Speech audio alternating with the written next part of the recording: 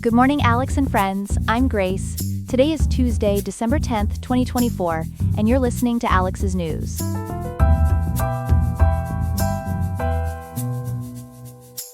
The weather in Riverside today will reach a mild high of 69.3 degrees, with a low of 49.9 degrees, making it a pleasant December day.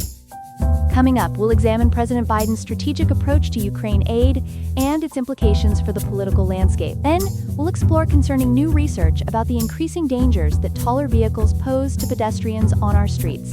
And finally, we'll share a fascinating story about how artificial intelligence is being used to fight back against telephone scammers by pretending to be a grandmother. All this and more, coming up on Alex's News.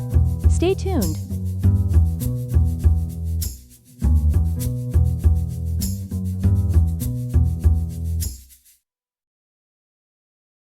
We begin tonight with developments in the ongoing Ukraine-Russia conflict.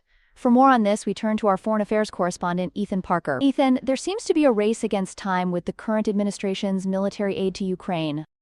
That's right, Grace. According to ABC News, the Biden administration has been accelerating its military support to Ukraine, announcing over $2 billion in additional aid since Trump's election victory. To put this in perspective, the U.S. has provided a total of $62 billion in military assistance since Russia's invasion in February 2022. And what specific steps is the administration taking in these final weeks? The Associated Press reports that the administration is working on an innovative $50 billion loan package to Ukraine, which would be backed by frozen Russian assets. They've also loosened restrictions on Ukraine's use of longer-range missiles and anti-personnel mines, marking a significant shift in military support policy.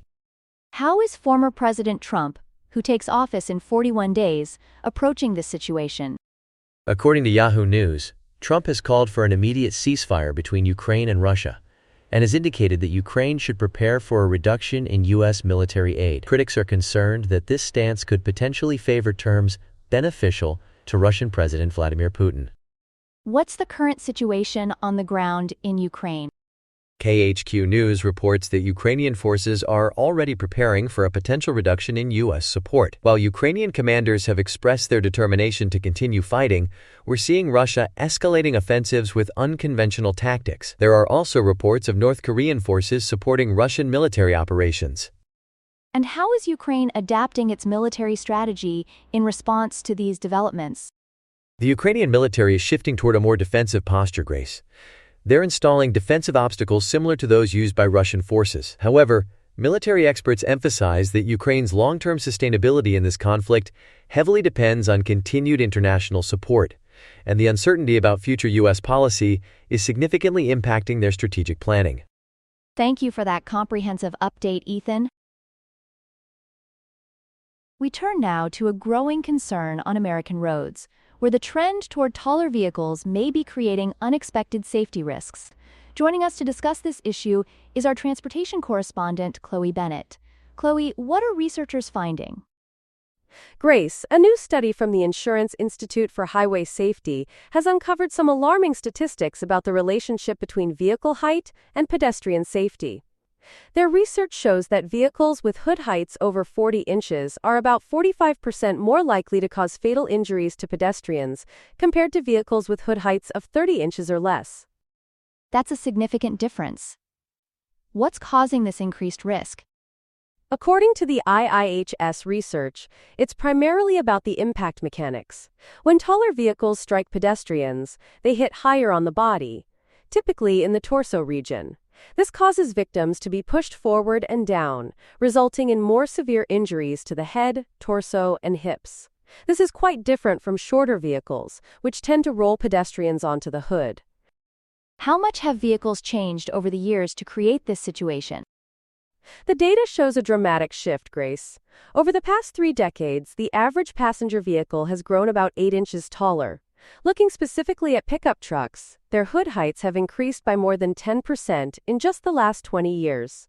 Some heavy-duty trucks, like the Ford F-250, now have hood heights reaching 55 inches.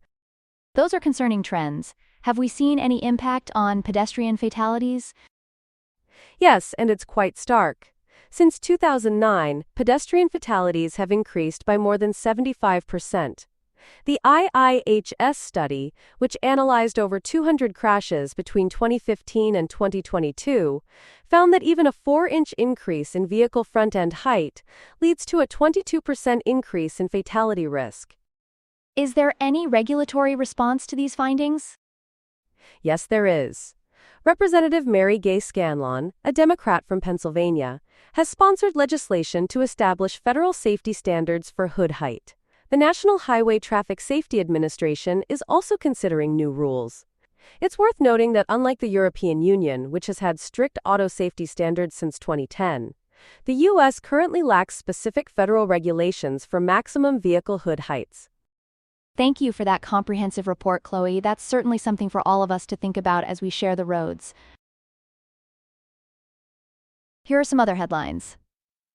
A Nevada probate commissioner has rejected Rupert Murdoch's attempt to give his son Lachlan sole control over Fox News after his death. The commissioner called the plan a carefully crafted charade and ruled that both Murdochs acted in bad faith. The trust currently divides control equally among Murdoch's 4 children. Former heavyweight champion Mike Tyson is facing a $1.5 million lawsuit from a Cyprus-based company over an alleged contract violation. The company claims Tyson wrongfully terminated their promotional deal to pursue a fight with Jake Paul on Netflix, for which he reportedly earned $20 million.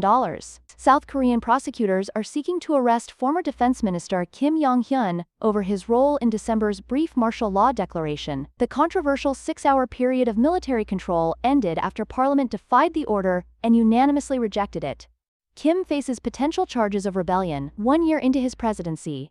Argentina's Javier Milei's shock economic measures have shown mixed results. While monthly inflation has dropped significantly, and the country achieved its first budget surplus in 12 years, poverty rates have soared to a 2-decade high of nearly 53%.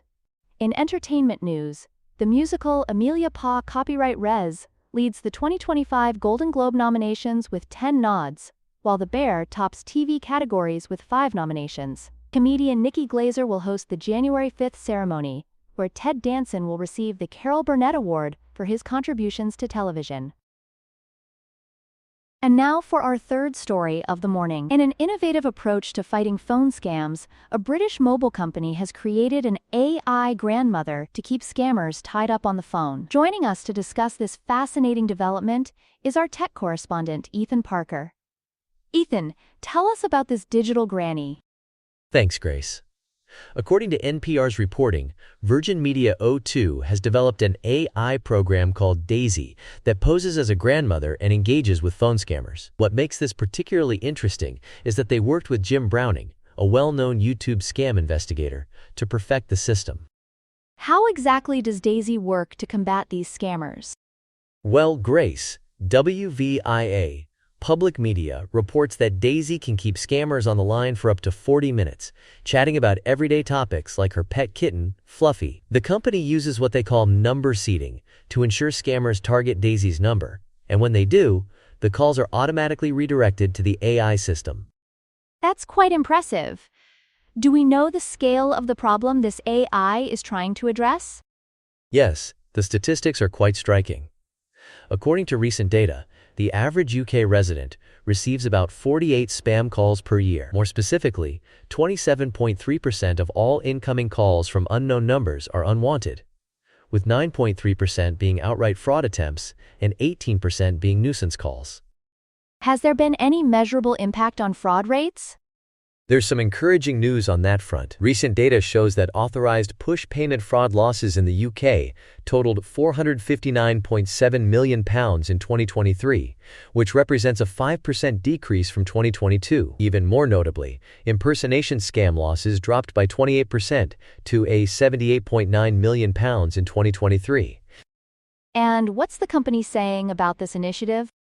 O2's Director of Fraud, Murray McKinsey, has emphasized that this is part of a broader strategy. They're combining this AI technology with other protective measures, like firewall technology and spam call detection. While it's too early to measure the specific impact of Daisy, the system is proving valuable in gathering intelligence about scammer tactics and protecting vulnerable individuals. Thank you for that report, Ethan. It's certainly encouraging to see technology being used to fight back against scammers.